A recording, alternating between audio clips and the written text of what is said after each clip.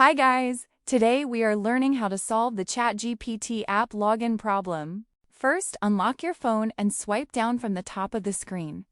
Now, check whether your Wi-Fi or mobile data connection is stable. If the issue is still not solved, open the App Store or Play Store on your phone. Sometimes login issues happen because the app version is outdated.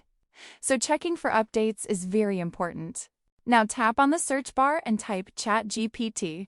Wait for the app to appear in the search results. This will help you check whether a new update is available. Once the ChatGPT app page opens, look at the button beside the app. If you see an update button, tap on it and wait for the update to finish. But if it shows open, then your app is already updated. If the login issue still continues, restart your phone once. Sometimes, temporary system glitches can stop apps from working properly. After restarting, open the ChatGPT app again and try signing in. If you still cannot log in, try using another sign-in method like Google, Apple, or email login. Sometimes, one login option may temporarily fail while another works normally.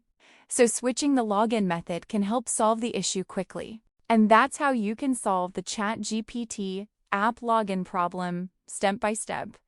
Most of the time, fixing the internet connection, updating the app, or restarting the device solves the issue easily.